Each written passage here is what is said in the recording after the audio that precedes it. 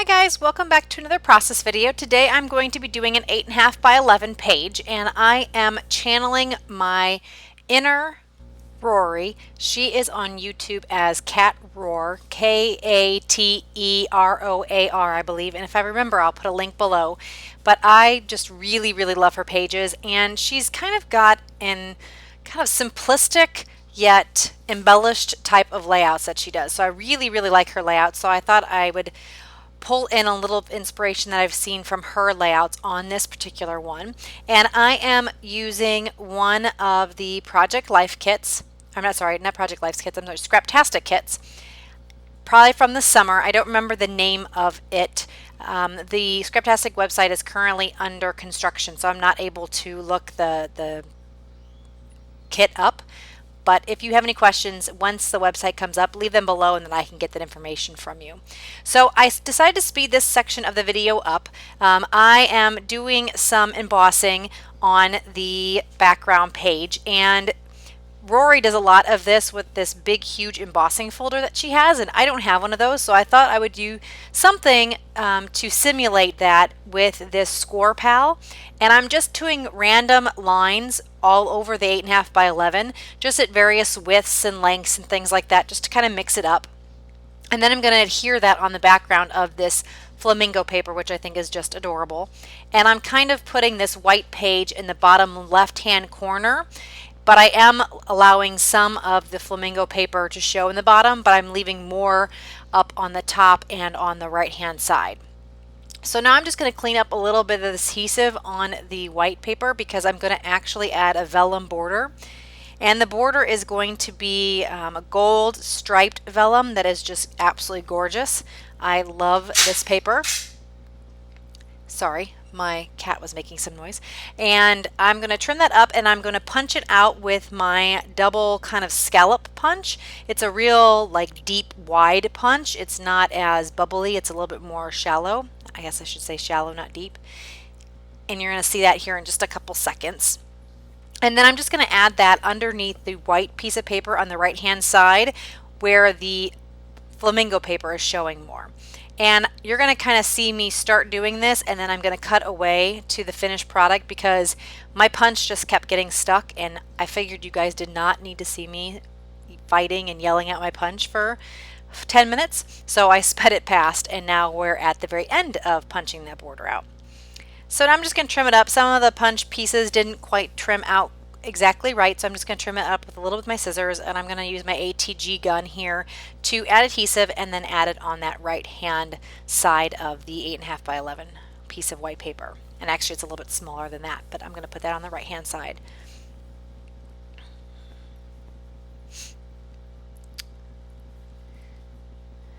And for some reason I did a lot of fiddling with this layout. There's actually a sketch that I was looking at, and so a lot of times, or not a sketch, but an inspiration piece.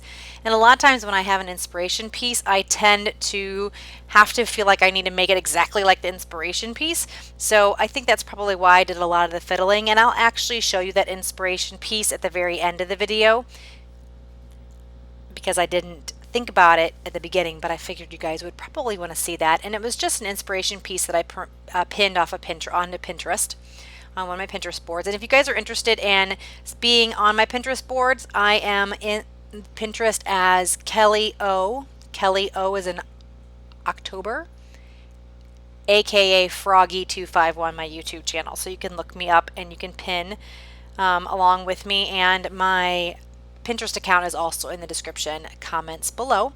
So now I'm going to go through all of these frames, and again, like I said earlier, I'm going to be very picky.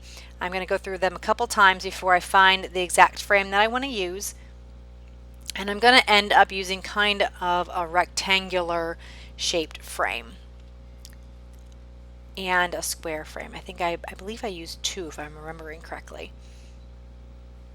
I think those are the two that I'm going to use right there, I believe. So like I said, I am kind of getting inspiration from Rory and from this Pinterest pin that I have. I just really like how she does the 8.5 by 11 pages, and she does that embossing, and she uses a lot of white backgrounds. And like I said, it's kind of simple, or at least simple compared to kind of what I do. I don't know. I didn't do a lot of mixed media on this page. I did do a little splattering and things you'll see in a little bit, but I kind of try to keep it as simple as possible. And like I said, I went pretty closely to the inspiration piece. So I should have just kept that pink frame, because I think that's what I'm going to end up going with in the end anyway. And I'm going to mount my photo on this kind of minty greenish color paper. I really like the color, and it brings out the color and the embellishments and things that I'm going to use.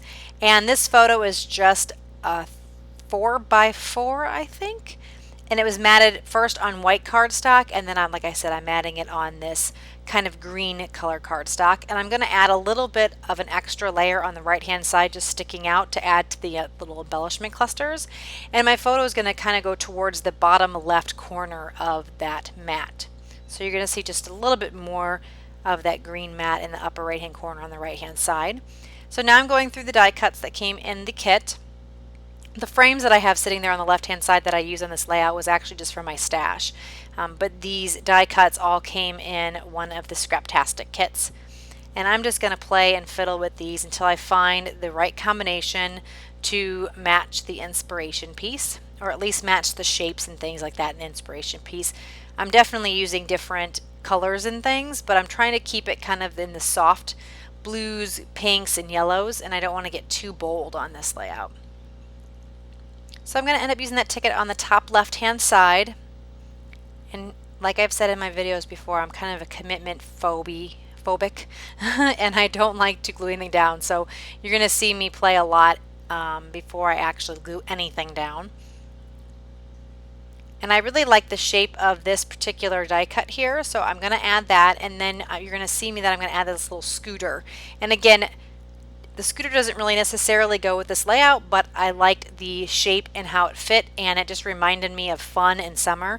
And this is my friend that I haven't seen in over 20 years, and we got together this summer. Me and her son and my daughter got together, and it was really fun. I haven't seen her since I was probably in junior high, and I'm not in junior high anymore. So it was really awesome getting to see them, and I hope we can do this more often, because it's interesting, you know, when you haven't seen someone for over 20 years and then you guys meet again after all that time, and you know, not a whole lot has changed. I mean, we definitely are grown up and we have jobs and that type of thing. We haven't seen each other, like I said, since junior high. So, but you know, personality wise and just kind of how she is and things really hasn't changed a whole lot. So it's really fun to see that after so many years.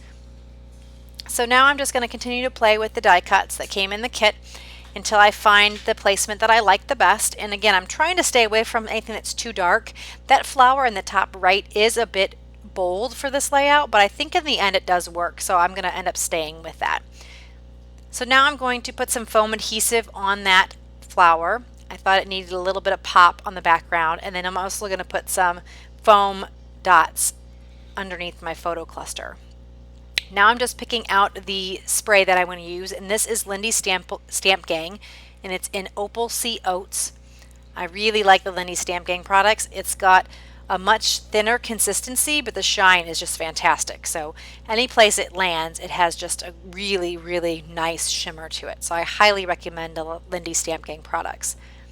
And you can buy them on their website for actually not so bad. The cost is very, very good. They come in a powder form, and then when you get them, you add hot water to them, let them sit, and then shake them up, and then they're good to go.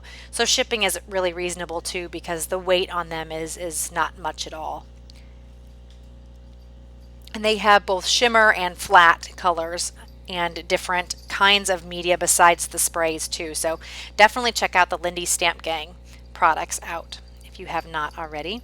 And now I'm finally committing. You can see I'm kind of carefully pulling out things so I don't disturb the layers below. Like I said, I'm a bit crazy when it comes to that, and I want to have it just perfect. So I'm going to try my best to just slip this in and not move anything around and make sure it doesn't move. And I'm not sure why I have to be so crazy, but once I get it the way I like it, it's like I want to make sure it stays, because it seems like once you have it down and you have it the first time, moving it around always seems to change how it all looks. So you're going to see me sticking everything down. I'm actually going to trim this little yellow piece off just a little bit. It was a little too long. And I'm going to trim that just a little bit so I can tuck just the edge underneath this photo cluster. There was a pop dot underneath that it was just kind of getting in the way. So now I am figuring out where I'm going to put the die cuts, and I'm finally going to glue them down. And these I'm just going to glue with regular adhesive, and then when I flip this all over, I'm going to end up adding some of the dimensional foam to compensate for that pink frame that's there. And I think I told you guys earlier that I was going to be using 2 frames, but I end up only using this pink kind of florally frame, this pinkish reddish frame on this layout. And I'm trying to put that little scooter in so that the mirror does not cover my friend's son's head. He's in a bad spot.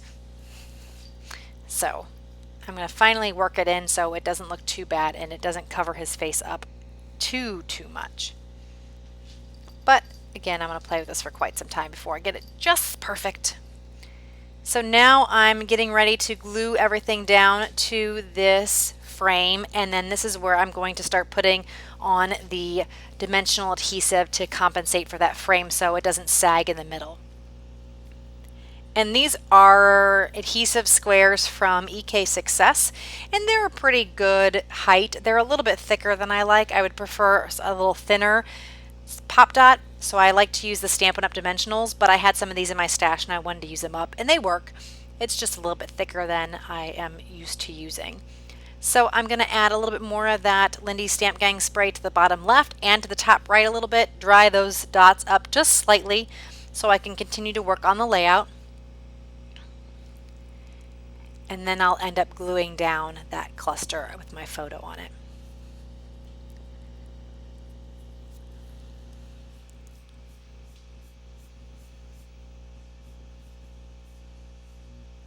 It takes a while to get these little backings off, so I probably could have fast forwarded that. Sorry about that. And then I thought that the frames might be adhesive backed, but they weren't, so I just added a little bit of an HEG gun to get that frame stuck down too. Now that I have this all stuck down, I am going to move on to my title, I believe. Yes, and I'm going to use these wonderfully fantastic glittery stickers. I love these things. They're so pretty. And I thought they went really well with kind of the gold vellum that I used on the right hand side, and just to tie everything together. And also the inspirations piece used these glittery type of thickers or font. So again, I was emulating that inspiration piece. So my title is going to be #too long, because it has been way too long since we've seen each other. So I'm just going to use my ruler, and it was like a happy thing where it fit exactly. I am terrible with titles, so I was trying to think of something that worked with this page. I thought #too long was perfect, and it absolutely fit perfect without even trying. It fit exactly on that square photo, and I was so happy when that happens. And so I'm just going to move this pop down dot down a little bit because it's in my way of my thicker, so that the G can kind of snug down in underneath the layer of the photo. So that is pretty much it. I'm going to do just a little bit more, and then I'm going to show you some close-ups here. And I want to thank you guys so much for joining me. If you have any questions, please leave them below. If you have not already subscribed to my channel, please do so. And if you like the video, please give me a thumbs up. I love hearing from you guys and hope you enjoyed this process. And that's about it. I will talk to you guys later. Bye-bye.